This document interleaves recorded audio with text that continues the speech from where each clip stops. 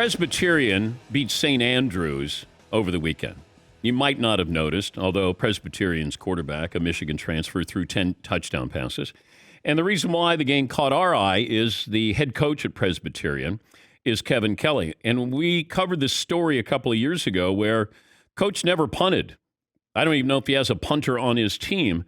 And we thought, okay, he made his college debut and certainly made an impact with 84-43 win over St. Andrews. And Coach joins us.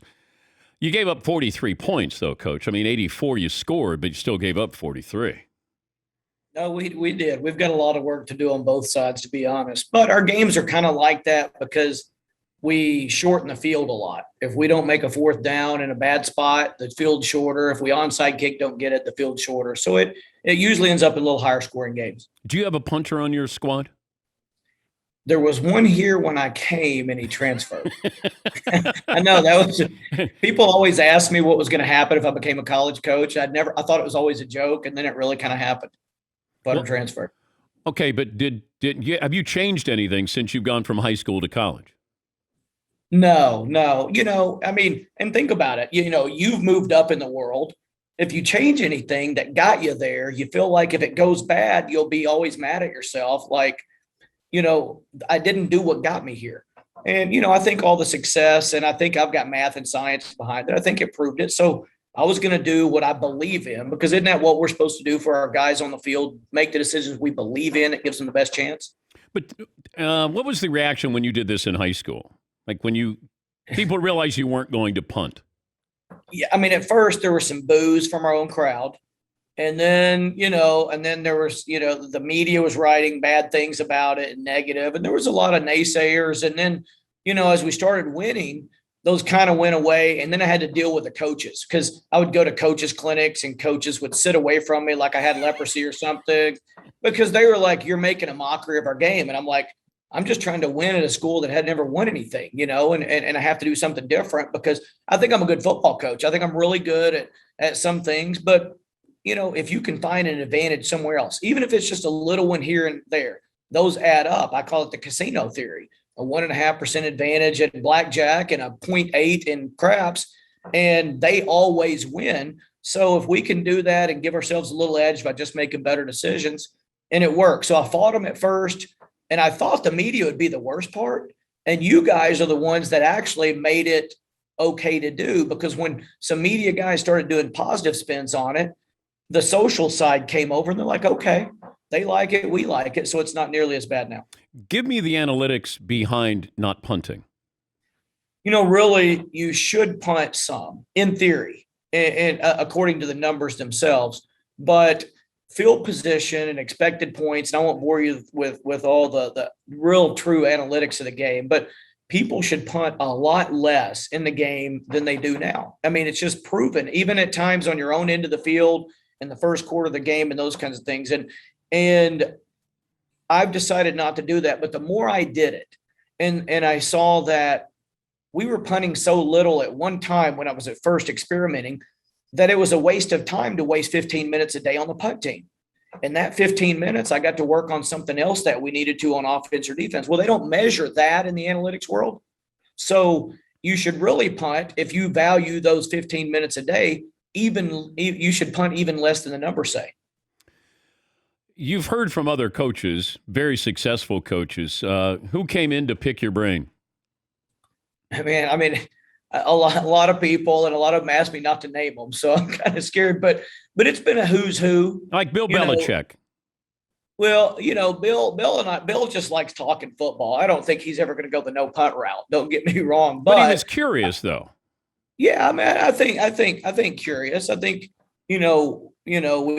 I think he likes to be around people that are successful, and he sees certain things, and maybe he was just, I don't know if curious is the thing, but we've talked some football, and I'll guarantee you this, I've learned a lot more from him than he has from me, but he's watched our games and watched what we do. And I think he's trying to see maybe some of the psychological effects that it has on the teams, as well as what it looks like. But I think there's a lot of coaches that have done that. But I've had some of the biggest names in coaching. Nick Saban told me at one point, and I don't think Nick minds that I mention his name, because he's Nick. He can do whatever he wants to. But he looked and he said, I think you're probably right more than you're wrong.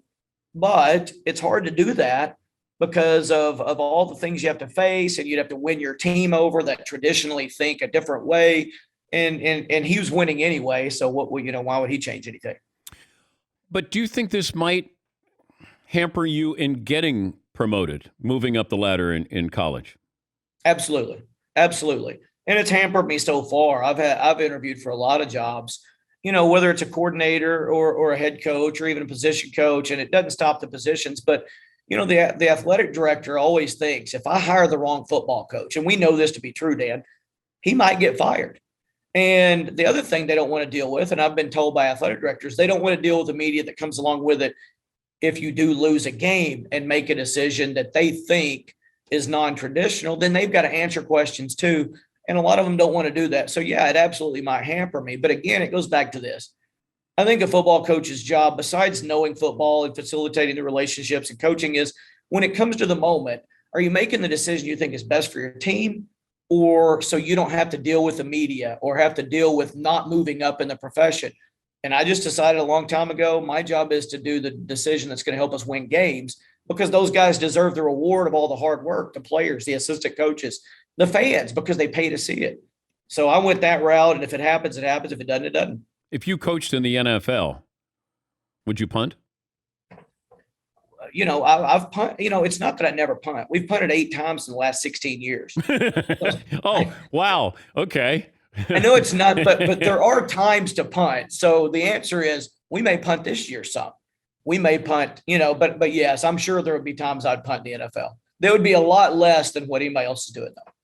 Well, let's say it's 4th and 10 at your own 20. First quarter, no score? First quarter, no score. Who's my quarterback? The same guy who threw for 10 touchdowns over the weekend. Oh yeah, no, I'm not. I'm probably not punting. Okay. Because I feel like we've got a good offensive scheme too, that I've got a good chance to make 10 yards, a better chance than another team. You're facing my alma mater in a couple of weeks. Who's that? Dayton. Oh, nice. Yeah. I'm excited about that. I hope they don't make us punt. They have some great punt returners on that Dayton team. Look at that. We're eliminating them from the game, taking that out of play. Can you schedule anybody like a big name school? I mean, I'm looking at what you have here. Any chances of getting, I don't know, Clemson? You're in South Carolina. They've played Clemson. They've played Alabama in the last 10 years. Yeah. And, the schedule was made when I got here, but that's one of the first things I asked the athletic director. I said, next time we get a spot to open up, if we can, besides the money, because we're the smallest Division I school in the country. Besides that and the money you get from, we don't have any money, so we can use that. But so I told him I want to, because even kids I've had that have gone on to colleges, like I had a quarterback that played at Kent State, and he started 4 years there. And he went and played at Alabama, and they just got killed, as you would imagine, 55-6 or something like that. But if you ask him what game he remembers the most, it's I got to play in Tuscaloosa. So everybody's like, well, they'll get beat up physically. Well, I coach that part of the game different too. Get out of bounds, don't get hit, be healthy for the next game. But they'll remember that game. And that gives those guys some memories and some talk that they get to play. And I don't think it hurts recruiting either. You're not afraid of anybody. No. And teams I don't think want to play us because they don't want to deal with the not punting. They don't want to deal with the onside kicks and those kinds of things. Well, good luck. It's great to talk to you, Kev, and good luck with the upcoming season. I appreciate you having me on. This is a bucket list thing. I got to check another thing off the bucket list because of the great game of football. Well, it's like going to Tuscaloosa and facing Nick Saban. Yeah, I would like to do that too. Now, it might not end as well as this. It is what it is. Yeah. Thank you, Coach. We appreciate your time. Thanks, Dan. I appreciate it. That's Kevin Kelley. He coaches at Presbyterian. They host Fort Lauderdale this Saturday. And, of course, they had the big win. I'm ready to play for him. Yeah, I'd totally go play for him. It sounds like, all right, I'm interested in this. Yeah, McLovin. What kind of coward would punt the football?